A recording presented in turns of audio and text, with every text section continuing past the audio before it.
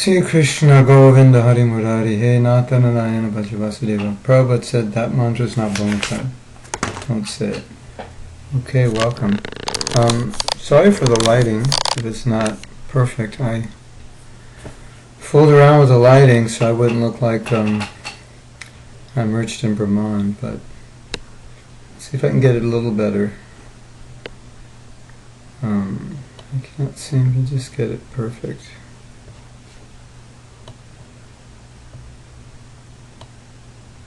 I don't know if that's okay.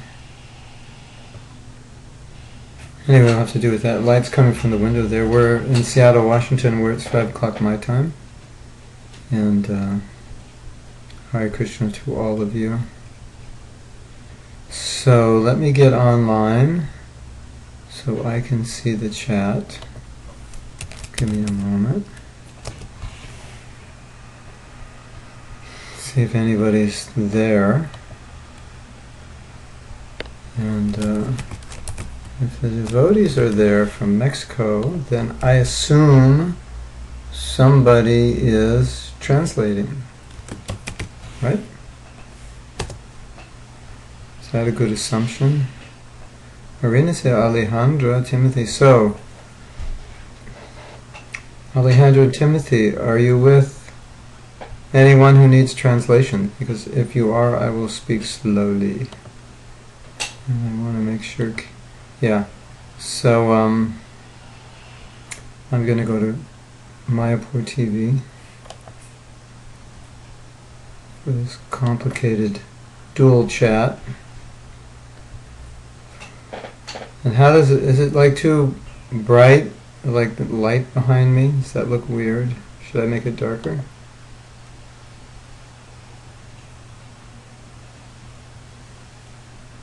I think I should make it darker. What do you think? Better?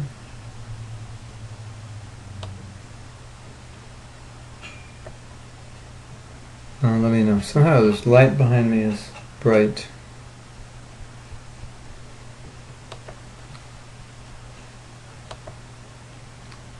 So, okay, let's go to Mayapur TV. And let's click on Mahatma Das. Now, what I was feeling inspired. There's Mayapur, they're teaching devotees how to chant japa. It's about 5 in the morning there. 5:30 actually. 5:30. Okay. So, Antoni Ashalata was up late. Carolina Sharanagati. Oh, Sharanagati. You closed down the gift shop just to watch. Sharanagati will need someone to translate. Yes? How will you understand Sharanagati? No comprendo nada. Hopefully someone can translate for you. And what I was thinking today, in the mood of talking about something you would like to hear.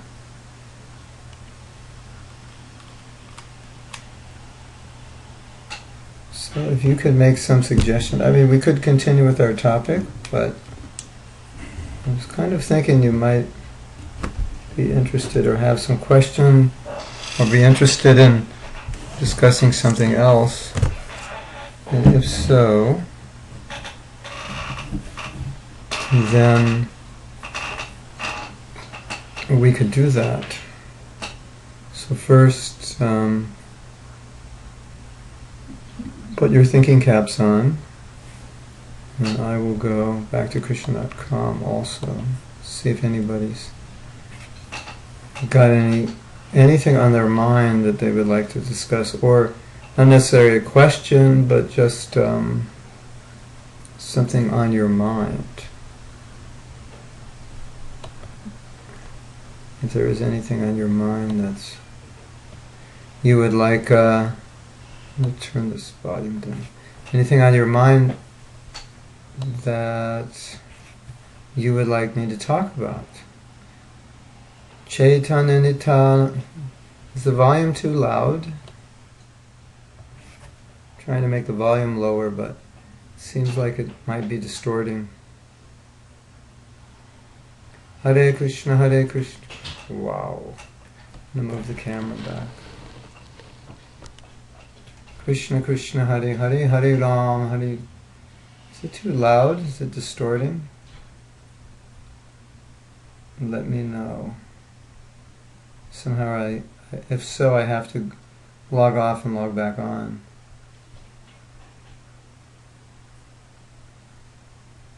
Venarati is listening by the phone. Who's translating for her? Okay, sounds fine for Timothy. Volume is okay. Okay. So, Alejandro says, what about preaching? Oh, Carolina is translating good. What about preaching? Well, preaching or sharing Krishna consciousness with other people. What about Alejandro? What about it? What about sharing Krishna consciousness? Would you like to know? Or how should we address that? Actually, it's interesting because I don't think we've ever given classes on that topic. Once we figure out what I'm going to talk about, then I can set this mic up. Just give me a minute. I have to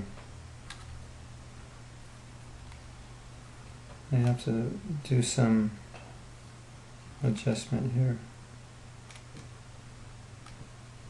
If my eyes work better, I could make the adjustment. Okay. Krishna Govinda Hari Murari. Oops. Hare Krishna. Krishna Krishna Hare.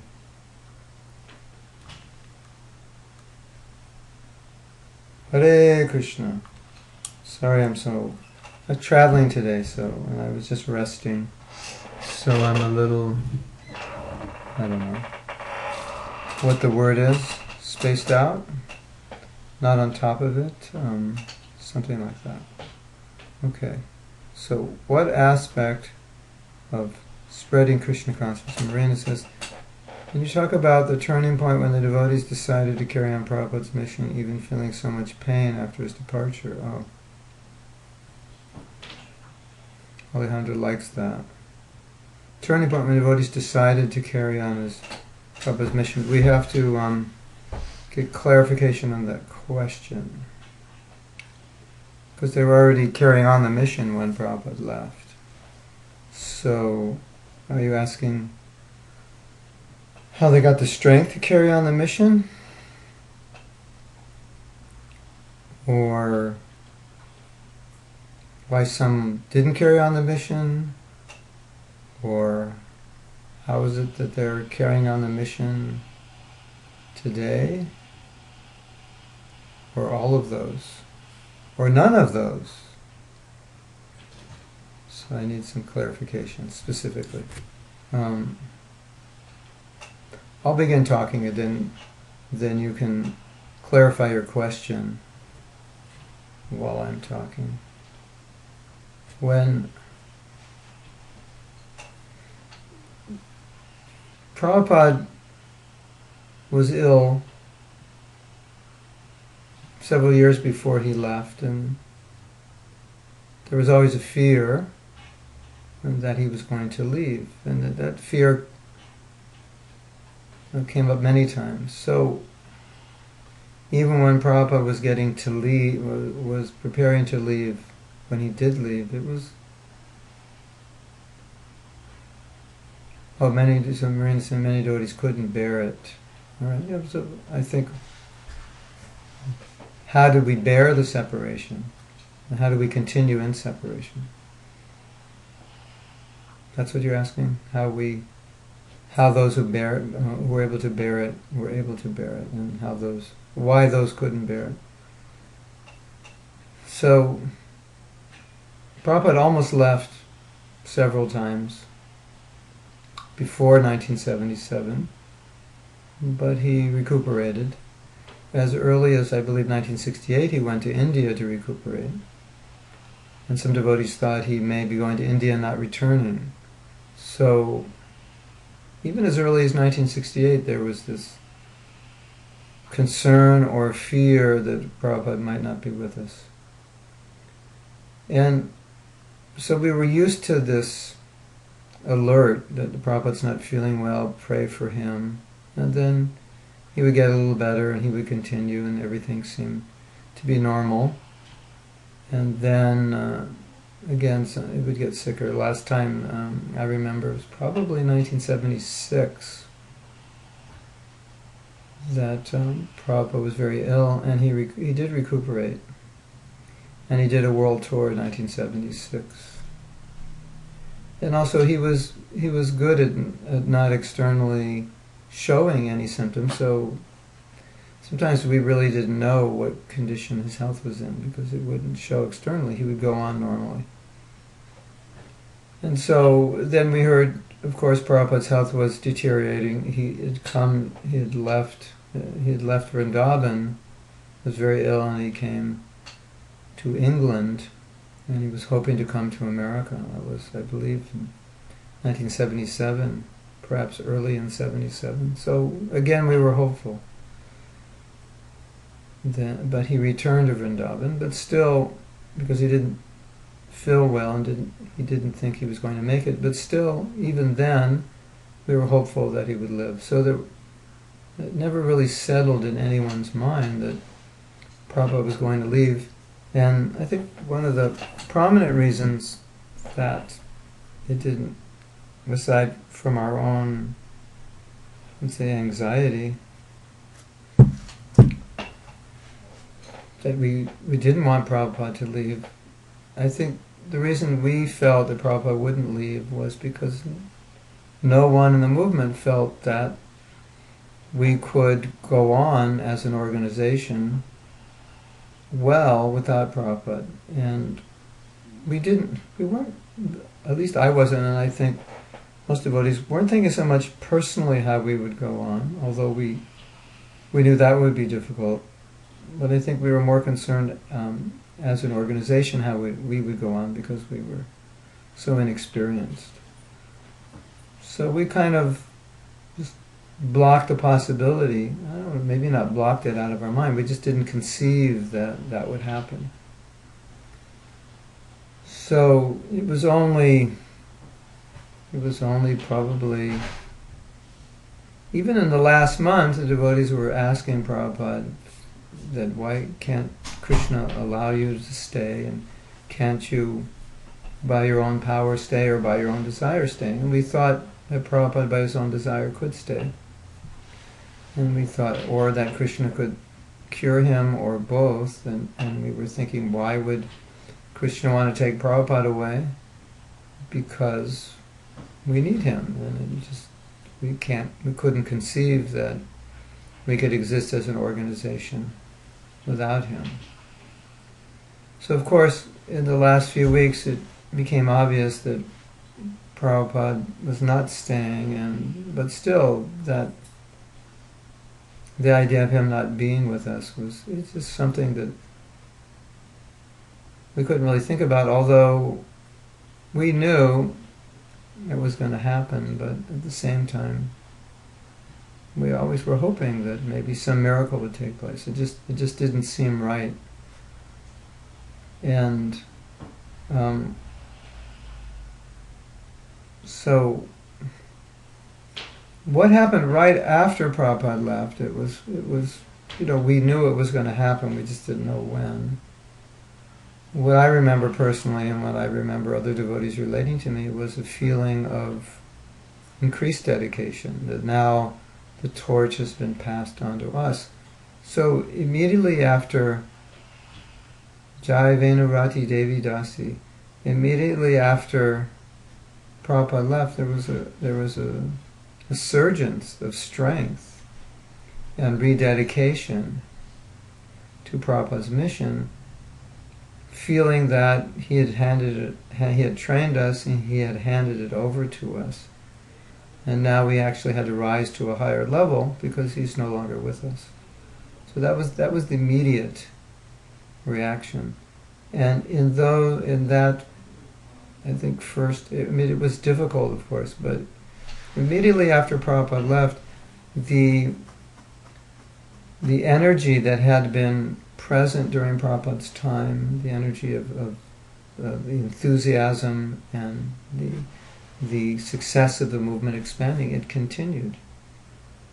And it's like there was momentum, and that momentum continued. And actually, if you study ISKCON historically, as far as I remember, book distribution kept increasing for several years after Prabhupada left.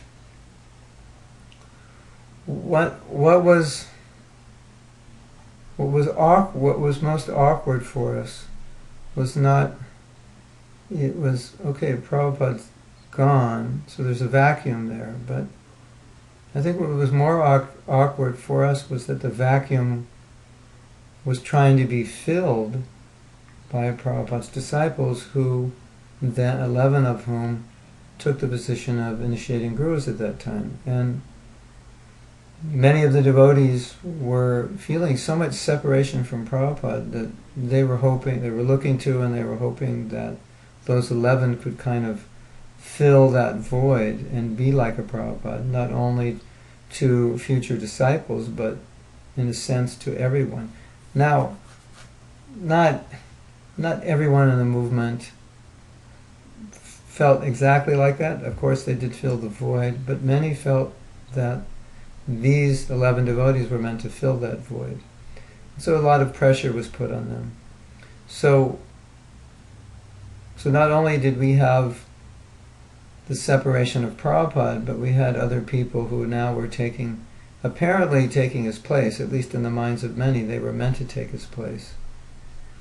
And obviously nobody could take Prabhupada's place. And so those who were hoping that these people could take his place were greatly let down, because that's not possible, and neither was that their position to take his place.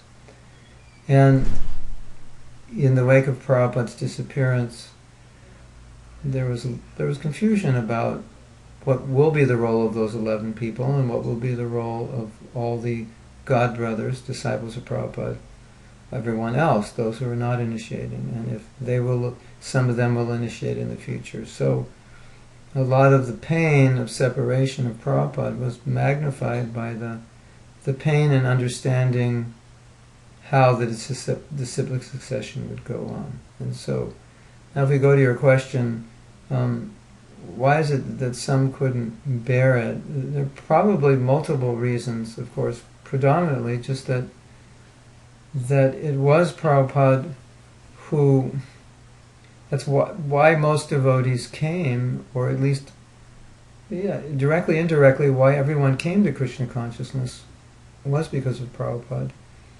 And of course it was because of other devotees who helped them, but primarily they were staying in Krishna consciousness because of Prabhupada. And he wasn't there. So for some people that was their sole source of inspiration and energy, hearing about him, Prabhupada, or seeing him even once a year, as Prabhupada would travel around the world. Even seeing him for a few days just gave them strength. And I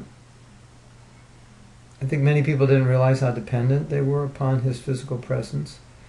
But I think simultaneously, because the movement was changing without him, the absence of his presence was felt more intensely by what was going on in ISKCON, because ISKCON was gradually changing.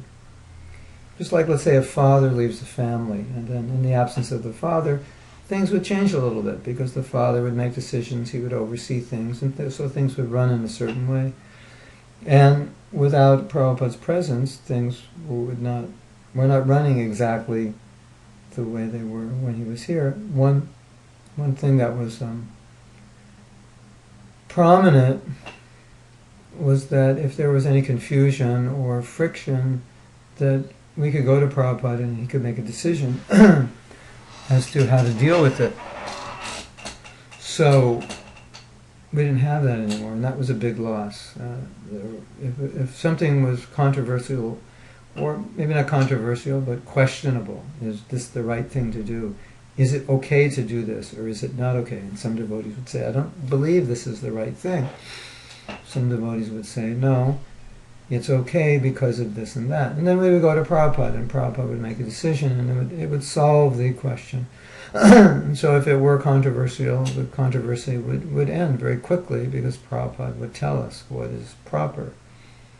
Sometimes devotees would, or senior devotees, in those days, senior meant a few years, 3 or 4 years, would travel and preach, and in their observations of what's going on in the movement would say, emphasize certain things, and they would emphasize things that other devotees maybe felt were not things that Prabhupada emphasized or were not exactly correct. So someone might write a letter to Prabhupada and say that so-and-so is preaching this, is this true? And Prabhupada might say yes, or he might say no, why is he saying that? I never told him to say that, and it would be resolved.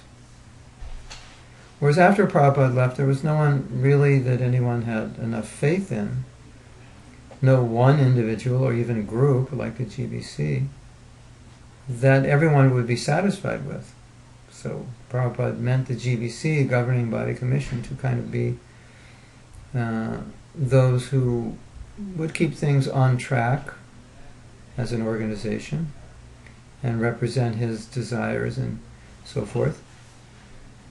So that made it really difficult for everyone. So not only were we feeling Prabhupada's physical absence, but we were feeling his absence maybe as much or even more within the changes within the organization, and those changes continued over the years, and it became very different. And today, the organization in many ways is the same, but in many ways it's much different, primarily because in those days there was one guru, and everyone was the disciple of one guru, so there was a unity, an obvious unity. And today we have so many gurus and different preaching programs in different parts of the world, and that kind of unity takes more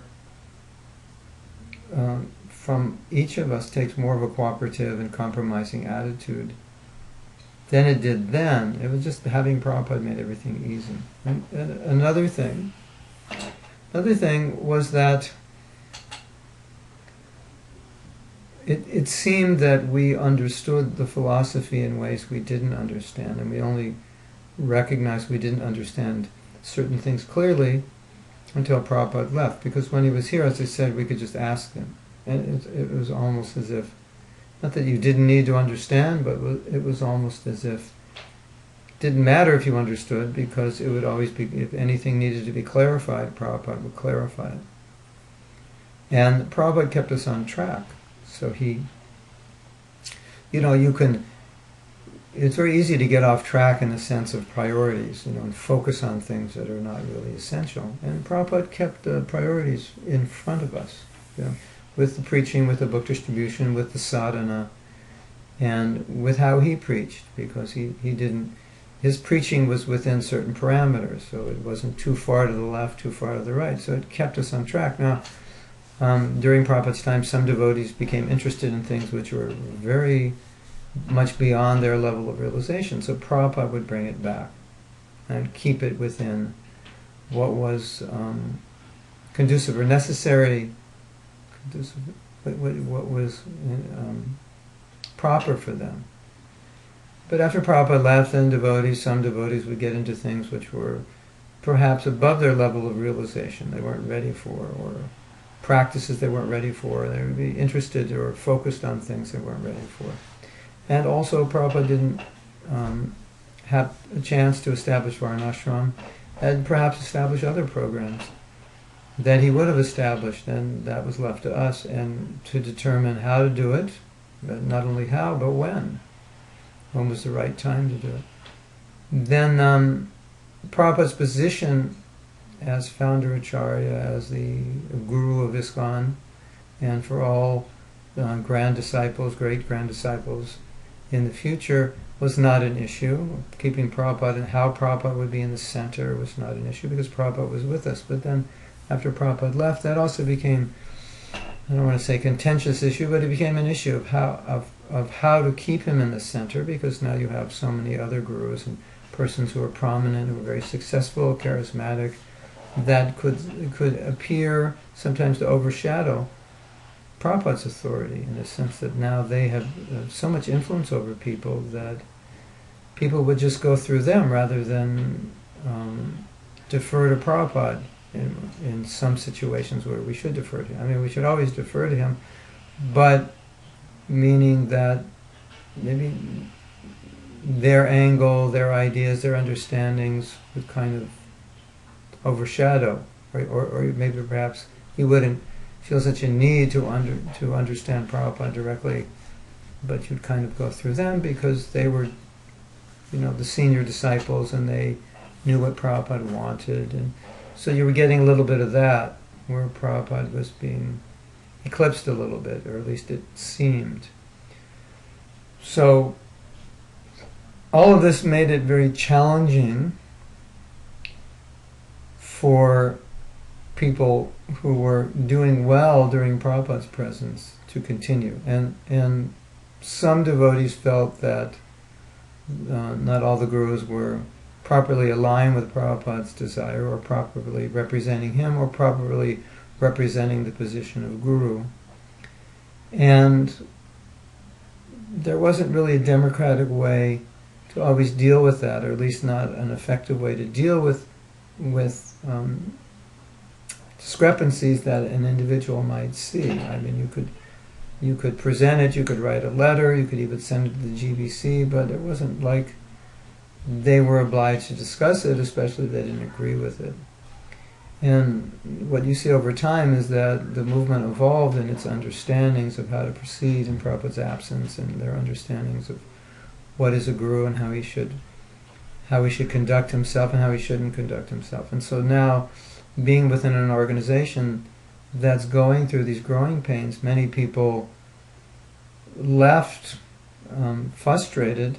Some left frustrated and went on to preach on their own, and some left frustrated and kind of, in that frustration, perhaps even became offensive or just extremely discouraged, and made it difficult for them to continue. So then, I think your question is, how did those who stayed, what was their mentality? And I think it was one of great tolerance, number one, that they felt that the Prabhupada wanted them to stay, and he didn't want them to leave, because if they did, then they couldn't help resolve the problems. I think it was also one of faith, that they felt that things would get better, that Krishna and Prabhupada would straighten things out, and that perhaps some of the mistakes that were made were inevitable, just because we were young devotees, and without enough experience to make the right decisions, we could only learn by our mistakes. And they had faith that gradually Krishna would do what was necessary to correct things, either externally either Krishna would remove people that were problematic, if they were in positions of leadership where they were adversely affecting others, or Krishna would inspire from within leaders and others with the intelligence to understand what to do, how to proceed properly, understand mistakes that were made, how to correct those mistakes.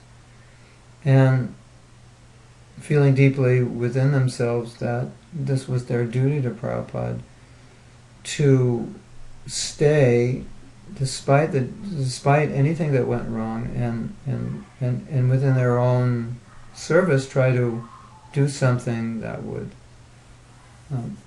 be beneficial to the movement in general, and contribute something, kind of like how you would feel, let's say you're in a big family and your father leaves and things are not going well, and you might just want to pick up and leave and fly to another country and not deal with it. But then you would think, but if I do that, how can I help resolve the problem? So you'd stay and tolerate the difficulties in hopes that together, all of you, all the children, could learn how to work together in a way to resolve the issues. Now, this brings up another point, so we have to digress a little bit. When Prabhupada was here, because he was here, many devotees who would not actually be able to work well together were able to work together. I don't want to say they always work well together, but they were able to work together, and some did work well, very well together, because of Prabhupada's presence. So, I think you can understand that, when there's a senior devotee present, maybe a very good temple president or your spiritual master's present, then sometimes some devotees may not be able to work together. They'll work together because the Guru is asking them to work together or directing them how to work together.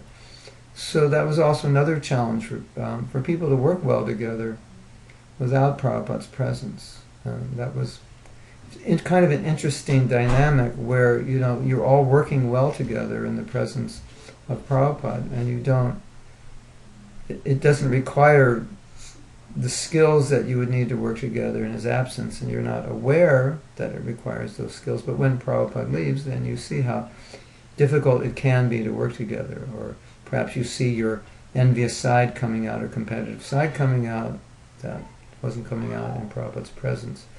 So for some people that was also a huge challenge. And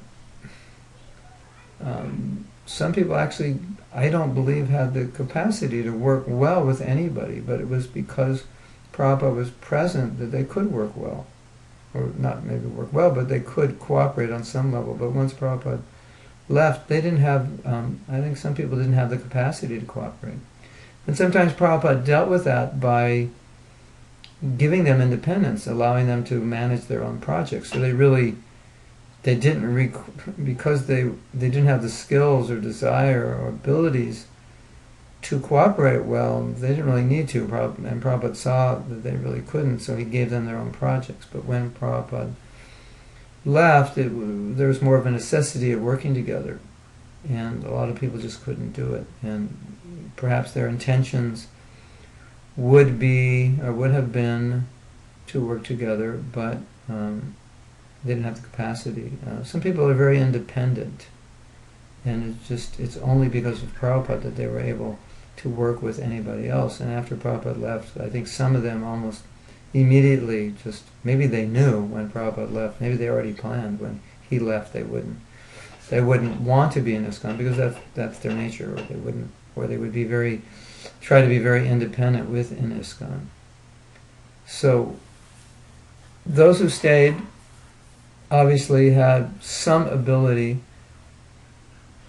to work with others, some ability to tolerate difficulties, and probably more so a sense deep within their heart that Prabhupada wanted them to stay, and stay in order to help make things better, or prevent them from getting any worse. And so it required a very deep connection with Prabhupada, a very deep connection with what Prabhupada had given them, and the desire to pay Prabhupada back for that. And also, that statement where Prabhupada said, your love for me will be shown by how you cooperate to keep the movement together after I'm gone. That was, I believe, the statement that was given by Prabhupada to the GBC, but we also use that statement or quote that for all of us in general, and I think it's suitable for all of us. So that was a seed that was planted deeply in many devotees' hearts, that they were very disturbed by certain things going on, and they would rather not have remained within ISKCON, maybe just remained on the sidelines and done their own sadhana, their own bhajan, or their own preaching on their own. But they they stayed, they tolerated, they had to compromise, they had to undergo sometimes, in some cases for some devotees, they weren't, for some time, were not fairly dealt with, because perhaps maybe they didn't agree with how things were going, and they were outspoken about it, and it wasn't appreciated. So it was difficult, but they felt that their service to Prabhupada was to help his mission, improve it, and this was his, you could say, family business, and they wanted, and they knew, not only wanted, but they knew this is what Prabhupada wanted them to do. So they stayed, and as I said, others just, it may have, aside from not being able to work well together within the mission, that they just became weak without Prabhupada's personal presence. They didn't find the inspiration. And some of those who had difficulty were ones who had the most association with Prabhupada. So that's also interesting. You always want to get as much association as you can with your spiritual master, but some devotees who had a lot of that association became perhaps too dependent on it for their own spiritual life, and without it they couldn't continue. So when you're with your spiritual master, you always want to get as much as you can. It's like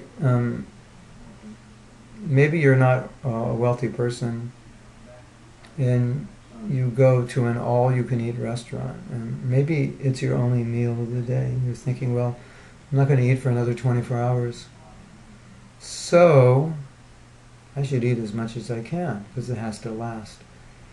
So this is how we should be when we're in the presence of our spiritual master, to soak up as much as we can, with the sense of carrying it with me, taking it with me, not in the sense of being overly dependent on that association for my strength. But as Prabhupada said, the Vani, the words, are more important than the personal association, because Prabhupada said, because the Vani continues, but the personal association, you get it for a few days, few weeks, and then it goes. And so you really want to take as much as you can from the association, so it remains with you. And that's what we had to do after Prabhupada left. It really at that point became total dependence on the Vani. There was no Vapu anymore. But when he was present, there was always the chance of the Vapu. Hold on a second, I want to close this door.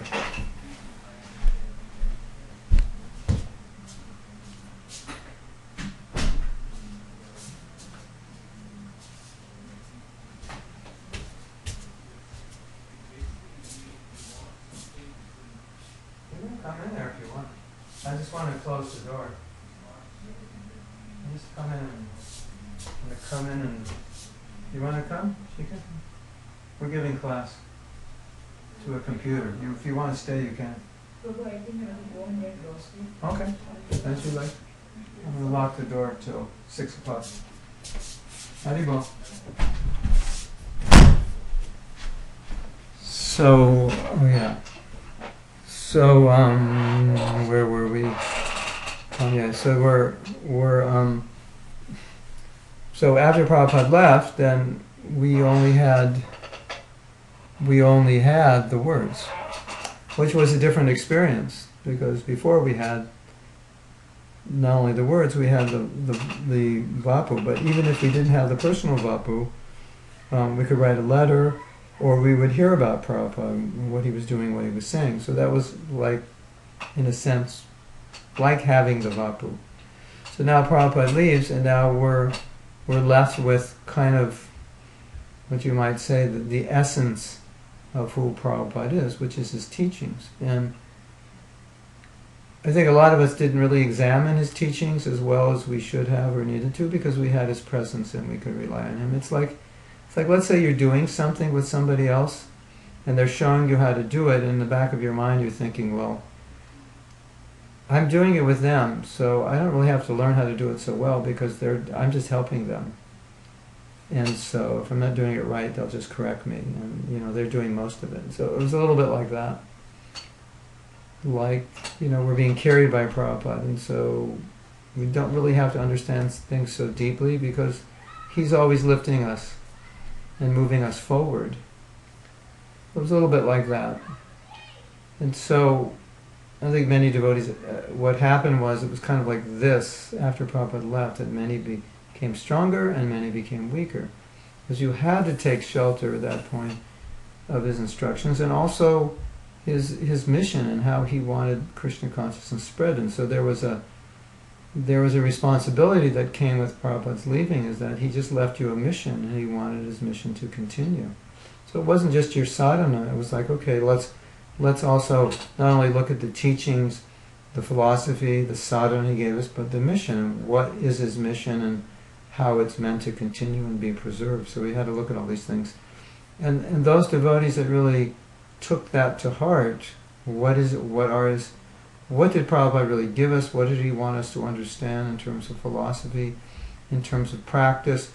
What he wanted us to practice, what he didn't want us to practice, what did he want us to teach, what did he not want us to teach, and what did he want us to emphasize and de-emphasize, and how, you could say, the general mood that Prabhupada represented in spreading Krishna consciousness in this, and how he wanted his organization to continue.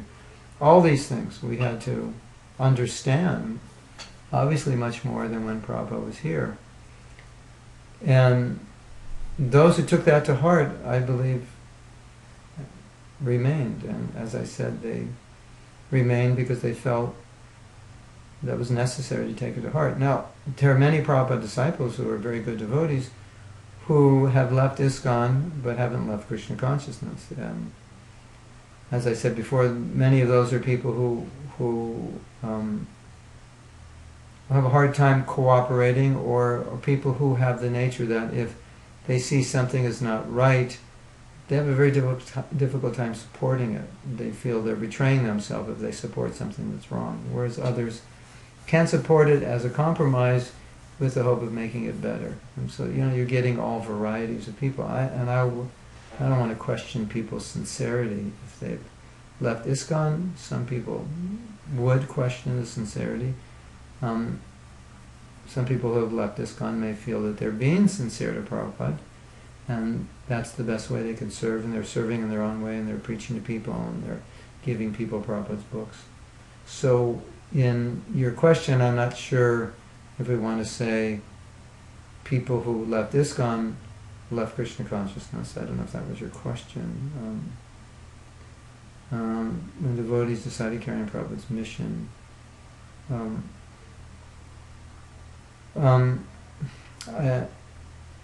You ask about the turning point.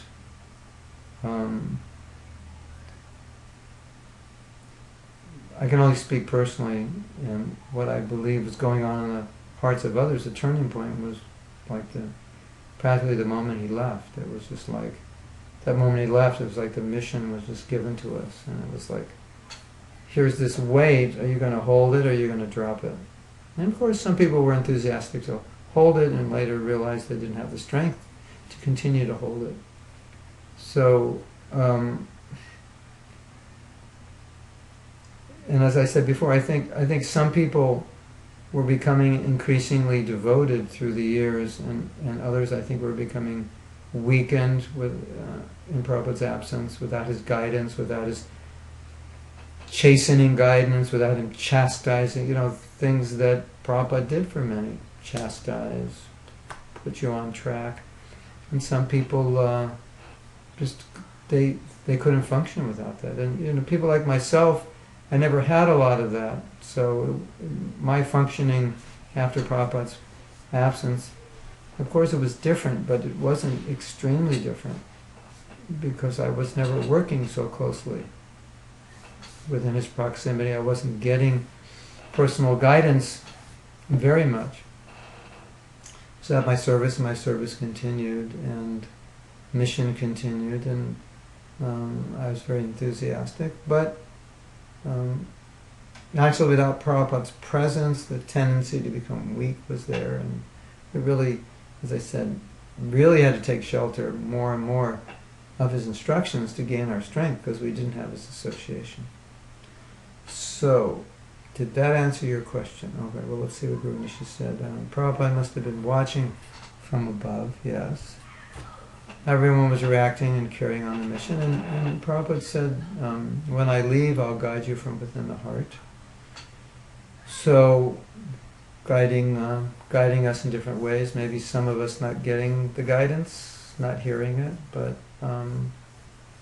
our faith, Prabhupada's trying to guide, he's always trying to guide, but can't he guide everyone unless we're open enough to hear, advanced enough to hear, free from false ego enough to humble ourselves, to do what's necessary and hear.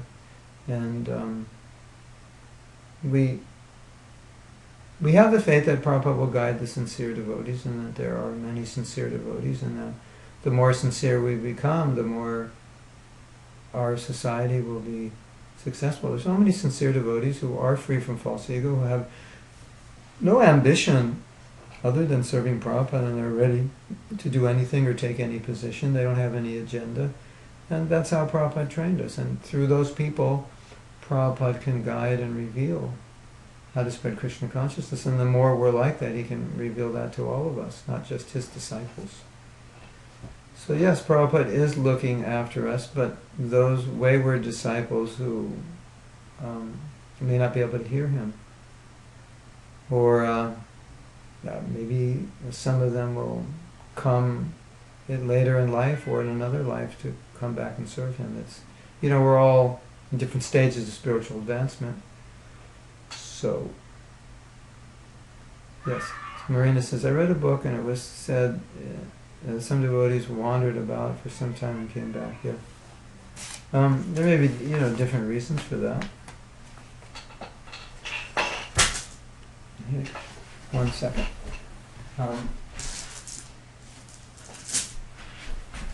Some devotees may have just been bewildered, and or some devotees, for whatever reason, may have, like I said, been frustrated with the status quo, and then did come back, just being frustrated with material life, and maybe coming closer to Prabhupada, realizing, how miserable things were without him.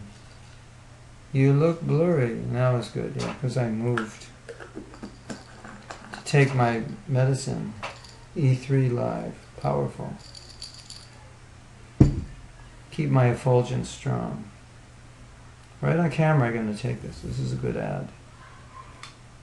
Veg capsules.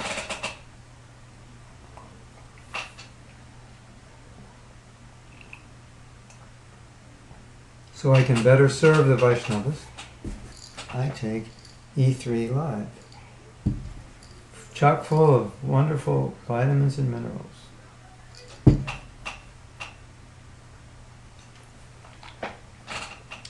So, does that answer your question? Maybe I can live a long time and do service. E3 Live. What is it? Oh, it's... One devotee told my wife about it, and she took it, and she wrote me, said, I'm getting up every day at 1:30 in the morning and I'm full of energy. I said, okay, sounds good, I'll try it. MSM, spirulina, camu camu, vitamin E, complex, cayenne, a special proprietary blend of, I think, green algae and other wonderful things to make your brain work. Minerals, copper, iodine, manganese, zinc, potassium, cobalt, sodium, selenium, chromium, silica, and boron. Wow. Sounds like rocket fuel to me. You can go to earthturns.com and get it. Yeah, I knew Carolina was going to say that, because when we were in Mexico I went to the doctor and she said calcium, magnesium, this and that. But Carolina and I ordered some calcium supplement that comes from a plant in the bottom of the ocean, so it's not from chalk or lime, which is kind of bogus. It's actually a plant-based calcium. So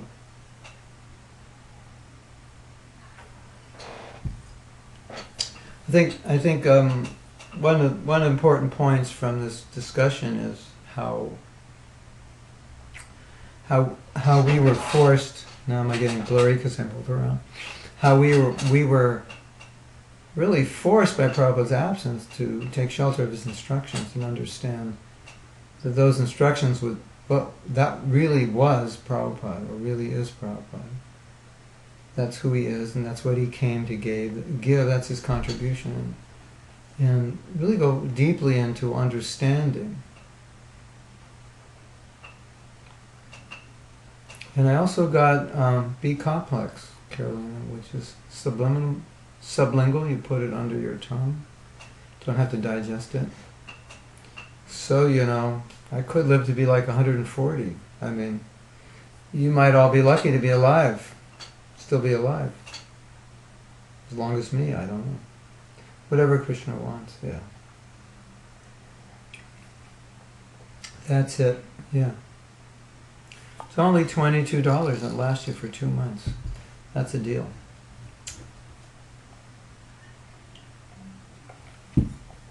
Okay, this is, thank you, Venurati.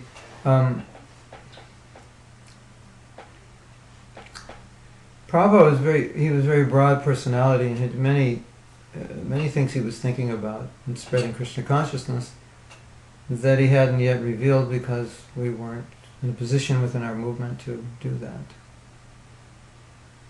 To do all the programs he wanted. So we were first focused on just reviewing what he had given us, the basics. And it's interesting, because since Prabhupada left, some devotees have focused on or emphasized things that Prabhupada didn't emphasize, and under the plea that, well, it's been so many years since Prabhupada left that we're expected to understand these things now, which I can't argue, or we can't argue, but sometimes we might argue that in studying Prabhupada's overall position on Krishna consciousness, to see how he presented it to us and what he emphasized. And as I said before, what he didn't emphasize. And so these were kinds of things that we as his disciples would study and discuss and look at, and then but then also look at them in light of Gaudiya Vaishnava philosophy, not just what Prabhupada gave, but what previous acharyas have taught, what is the siddhanta, or the conclusions of these acharyas of our philosophy. So what Prabhupada gave was not something separate from that, but within the context of a greater body of knowledge. So these are kind of challenges which are ongoing, which leadership has to deal with all the time. What's proper, what's improper, like that. So, and as grand disciples of Prabhupada, or disciples also, for us, and those who are his disciples, we have to constantly do that, constantly study and understand, not just what the philosophy means, but what does Prabhupada mean?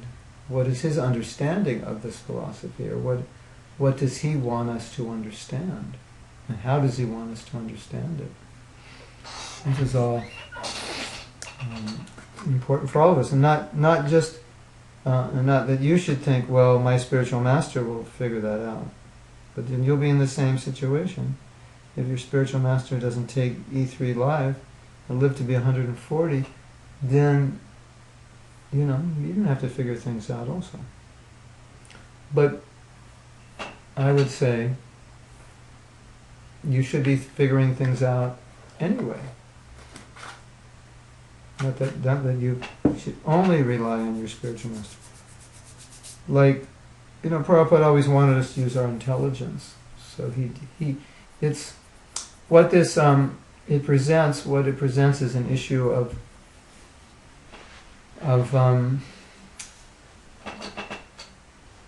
relying. the balance of relying on your guru, being dependent, and the balance of using your own intelligence. It's not like I don't know if I want to live forever, Antonio, but if well, maybe for the next 10,000 years, but not longer than that. As long as the preaching is good. So this balance of, okay, you don't want to be so dependent that you don't function in a healthy way, because that's what you call psychology. They call it, what do they call that in psychology? When they call it codependency. Like you're so dependent you can't function without another person. So that externally it seems good. It seems good. I'm completely dependent on my guru. I can't function without him. But that's not really the proper way. You feel that you function by his mercy. You can't function without his mercy, but you get his mercy by following his instructions. So you don't feel like you can't function without him, or you don't have a mind of your own. But it works both ways. You're dependent on him for his instructions, his service, but you're also independent. Independent in the sense that you use your intelligence and use your abilities to execute those instructions. So there's a balance between dependence and independence. And if you're too much on one side, it's not healthy. If you're too dependent, you become weak. If you're too independent, then you'll also become weak. Or you'll become what Prabhupada said, over-intelligent. And what Prabhupada meant by over-intelligent is that you'll use your intelligence to come to conclusions that are not in line with what your spiritual master or Srila Prabhupada teaches. That's what Prabhupada called over-intelligence. Like, he gave the example, spiritual master asks you for water and you bring milk because you figure milk is better than water. But he wanted water.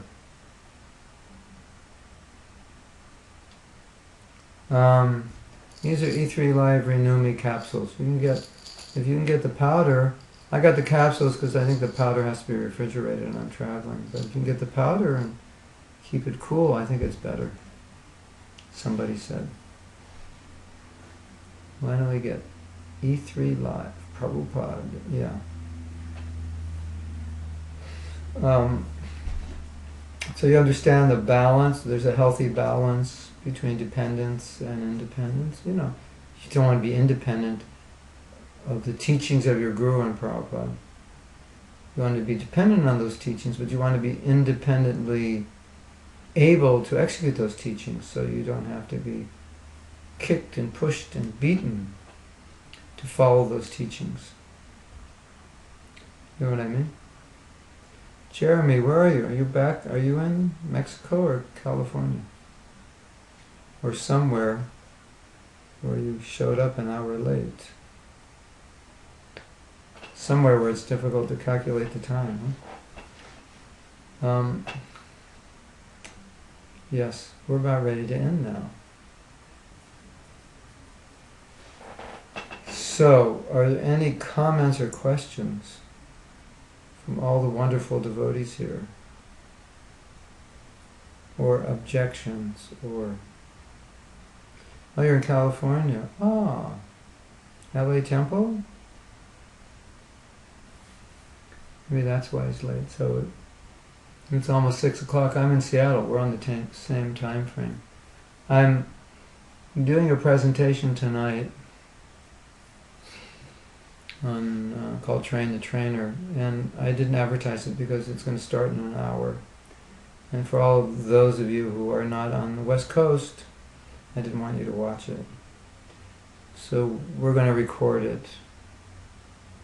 And the Seattle Temple may record it, I don't know. So, but there'll be a lot of discussion about how to spread Krishna consciousness and teach, which I'll record for you, and then we'll put it on YouTube. So, it's now 9:01 Eastern Standard Time, and 6:01. It's now 6. So, are there any pressing questions? If not, I will, as we say in India, beg your leave, so I can finish my yapa yagya, Hare Krishna yapa, as I have 1 hour to between now and the next class. What temple will record it and share the link? Oh, that would be nice. Yeah. So let me look at my batteries. Whoa. Will my batteries make it another 2 hours? It says low battery. I'm going to turn my battery off. Hopefully I can record it. I'll have somebody get some batteries. Okay. Thank you all, ladies and gentlemen. Children, ladies, gentlemen, and children. Hare Krishna to you. And next Tuesday, I'm going to be flying back to Alachran. I get back at 9 o'clock at night, and I leave at 6 in the morning from Seattle. So that kind of, unless I'm at an airport between 8 and 9 in the evening, I doubt I will be. I'll probably be leaving about 8 in the evening. We may not have a class. If we can do class another time, maybe Monday night. Why don't we do tentative for next Monday night? So I may be doing a program somewhere on another Monday night. That's possible, but I could broadcast it. No, because the program wouldn't start till probably 7. So why don't we do? No, I have a plan, Alejandro. I have a plan. How to spend more time in Mexico, but it's going to cost you money. So make a lot of money and save your money, and then I'll reveal my plan. Okay?